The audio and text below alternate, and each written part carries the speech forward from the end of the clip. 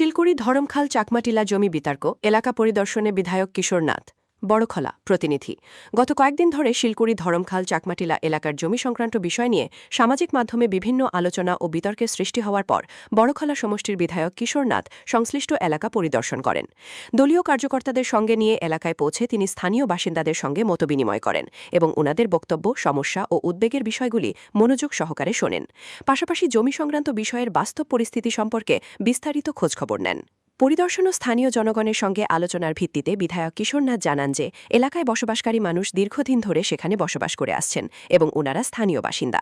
তদন্ত ও তথ্য সংগ্রহের সময় বিদেশি নাগরিক থাকার যে দাবি সামাজিক মাধ্যমে উত্থাপিত হয়েছিল তার কোনো সত্যতা তিনি খুঁজে পাননি বলে জানান।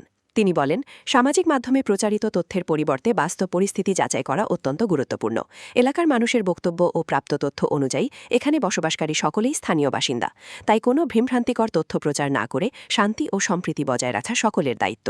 বিধায়ক আরও জানান, জনস্বার্থ সংশ্লিষ্ট যে কোনো বিষয় প্রকৃত তথ্য ও বাস্তব পরিস্থিতির ভিত্তিতেই বিবেচনা করা হবে এবং সকল পক্ষের সঙ্গে আলোচনা করে প্রয়োজনীয় পদক্ষেপ গ্রহণ করা হবে। পরিদর্শনকালে উপস্থিত এলাকাবাসীও ওনাদের বিভিন্ন দাবি ও সমস্যার কথা বিধায়কের সামনে তুলে ধরেন।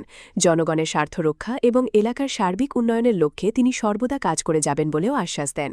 স্থানীয়দের আশা, এই পরিদর্শনের মাধ্যমে জমি সংক্রান্ত বিষয় নিয়ে চলা বিভ্রান্তি দূর হবে এবং এলাকার শান্তিপূর্ণ পরিবেশ বজায় থাকবে। কিছুদিন আগে যে একটা অডিও ভাইরাল হয়েছিল এই শিলকুড়ি নিয়ে, আর সেখানে এই অঞ্চলেরই একজন বিশিষ্ট ব্যক্তি বিজয় দাস নামে, উনি সেটা বলেছিলেন, আর একটা পোর্টালের মাধ্যমে উনি বলেছিলেন, আর সেই পোর্টাল থেকেই সেই অডিওটা ভাইরাল হয়েছে। আর ভিডিও যে বিজয় দাস যিনি ছিলেন ওনাকে আমি জিজ্ঞেস করেছি পার্সোনালি যে আপনি কীভাবে বললেন যে এখানে বিদেশিরা রয়েছেন।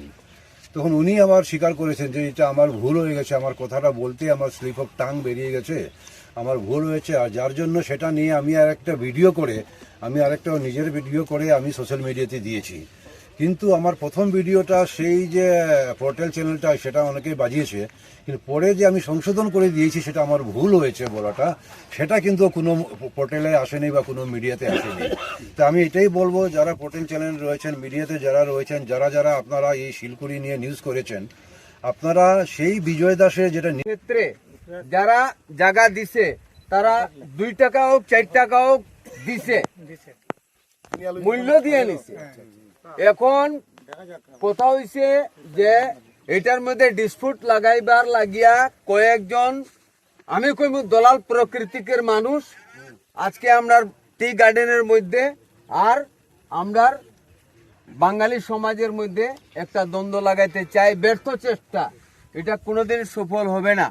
এখন কথা হইছে যে আমরা যেভাবে মিলিয়া চলি, আর সত্যি কথা যেটা, যদি তদন্ত করতে আপনারা যান তো এটার মধ্যে কারা কারা আছে এটা সুন্দর হইয়া বাইরে আইব, তদন্ত করলে বাইরে আইব। আর বাইরে যদি আয় তখন ধরা খাইব বাগান ম্যানেজার কোনো একজন বড় বড় মানুষ দেখিয়া বেশি লইছে, বেচার পরে হেরা মুনাফা পাইয়া বেশি দামে ও টাইন্ডে ধরিয়া বেশি দামে 5 কাঠা নিবা 5 কাঠা লই লও, তুমি 5 কাঠা লও, তুমি 5 কাঠা লও, তুমি 3 কাঠা লও। ভাই জমিনের তো সবের দরকার, সবের বাল বাচ্চা আছে, পরিবার বাড়াইবার লাগিয়া